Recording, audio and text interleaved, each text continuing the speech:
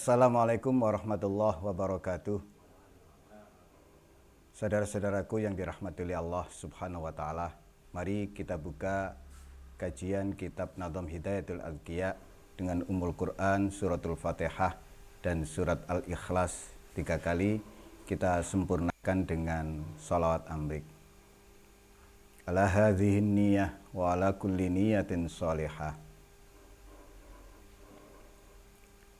Al-Fatihah.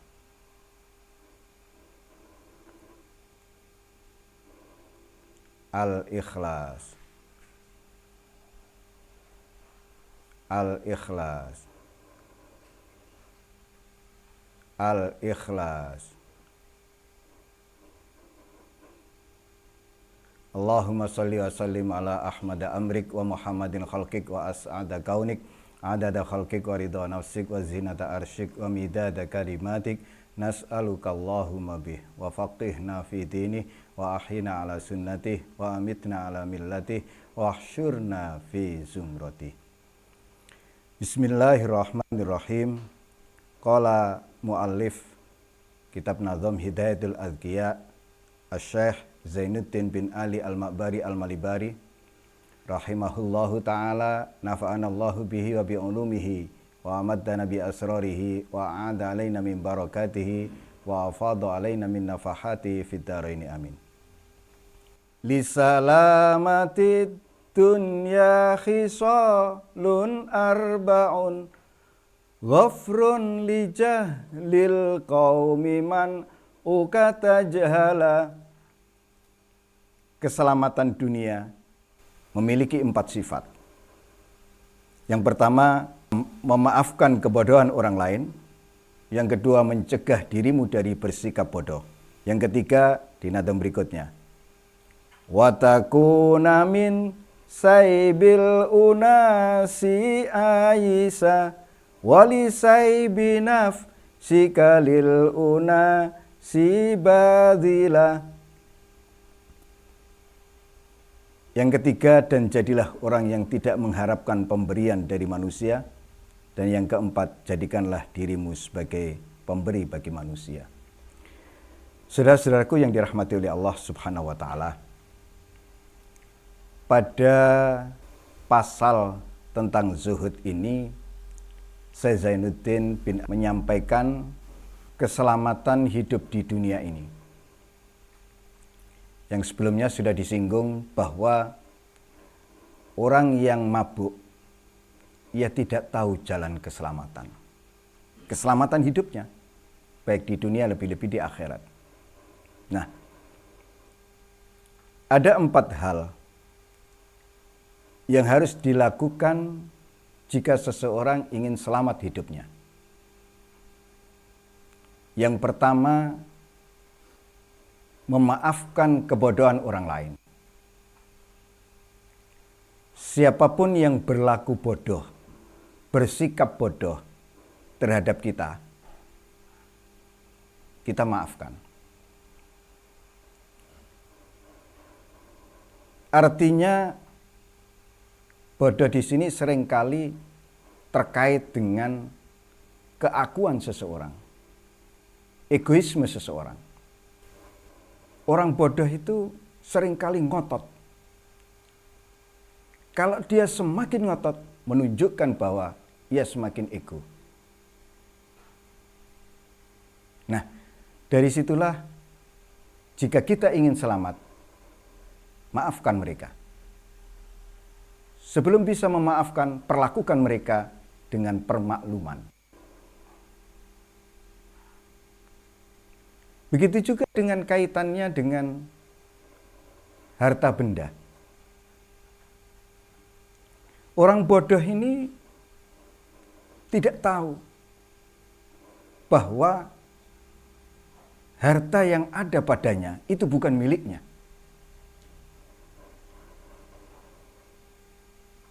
Maka maafkanlah ketika mereka enggan berbagi dan seterusnya. Yang kedua, cegahlah dirimu dari bersikap bodoh. Nah,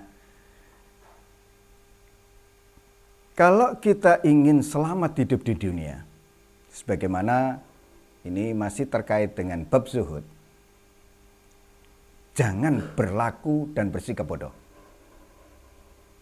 Artinya, jangan kamu tidak kenal dengan dirimu sendiri. Orang yang tidak kenal dengan hakikat dirinya, ia orang bodoh.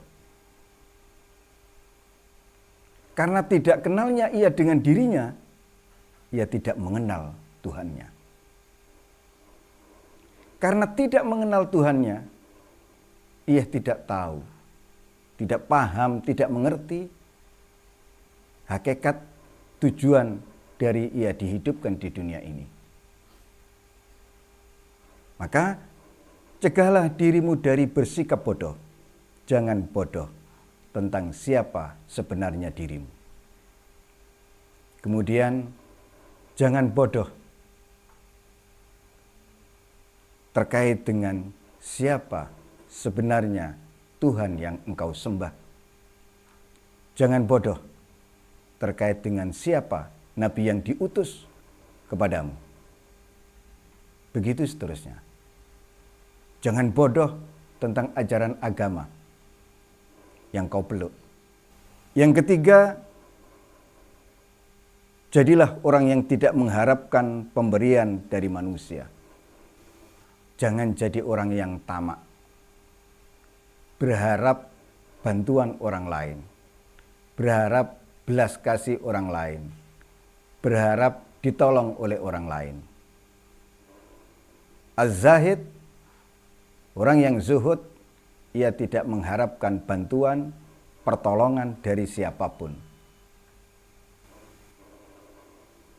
Kemudian yang terakhir, jadikanlah dirimu sebagai pemberi bagi manusia. Akan secara otomatis, ketika seseorang telah benar zuhudnya, ia tidak berharap dibantu oleh orang lain, ditolong oleh orang lain. Ia akan terus berusaha membantu, menolong orang lain. Ia akan terus berusaha meringankan orang lain. Karena secara mayoritas, secara umum, hal yang paling dicintai oleh umumnya manusia adalah harta benda, materi kebendaan. Sementara orang yang zahid, ia tidak mencintai itu.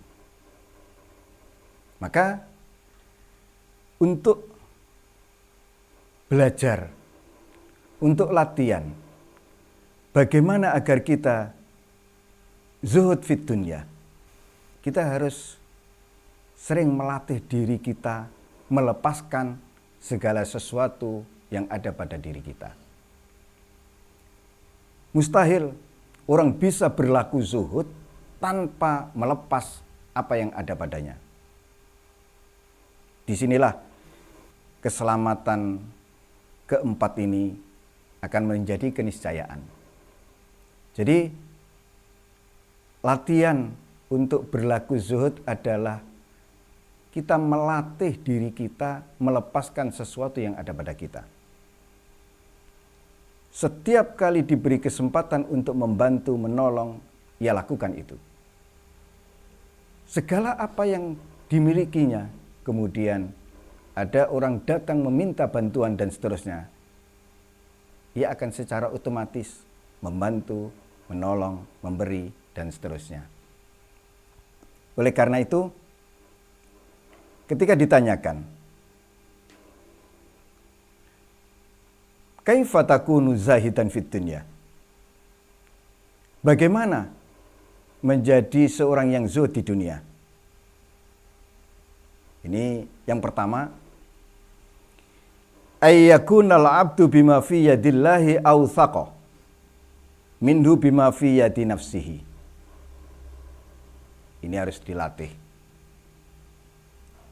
Seorang hamba harus lebih kuat percayanya kepada apa yang ada di tangan Allah daripada apa yang ada di tangannya sendiri. Saya ulangi. Syarat pertama untuk menjadi orang yang zuhud fid dunya, az-zahid fid dunya, adalah rasa percaya, rasa kemantapan hati terhadap apa yang ada di tangan Allah lebih kuat dibanding apa yang ada di dirinya sendiri. Artinya, ia tidak mengandalkan apa yang sudah dipunyai.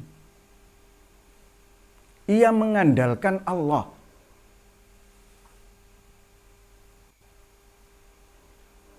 Tentu orang yang seperti ini meyakini bahwa rizki itu sudah dibagi. Allah Ar-Razzaq yang membagi rizki itu untuk tiap-tiap makhluk ciptaannya. Kemudian Allah menjamin rizki tiap-tiap makhluknya. Nah, rasa percaya kepada firman Allah ini lebih kuat dibanding yang dilihat oleh matanya atas kepemilikan harta yang ada pada dirinya.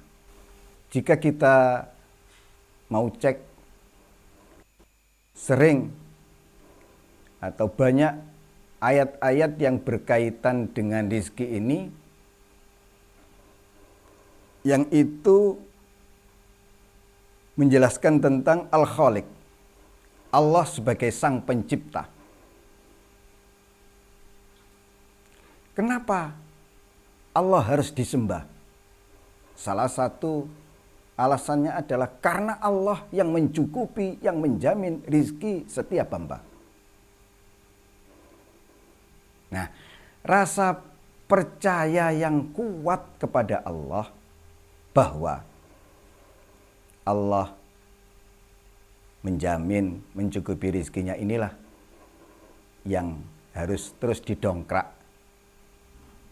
Sehingga ketika itu benar-benar sudah kuat di dalam keyakinannya, ia bisa menjadi orang yang zahid.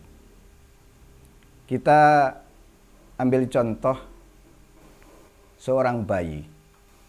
Ia tidak takut kelaparan. Karena ia yakin orang tuanya pasti akan menyediakan makan minum untuknya. Kenapa anak-anak bayi itu ketika misalkan kita dengan senda gurau, kita lempar ke atas, ia justru tertawa-tawa.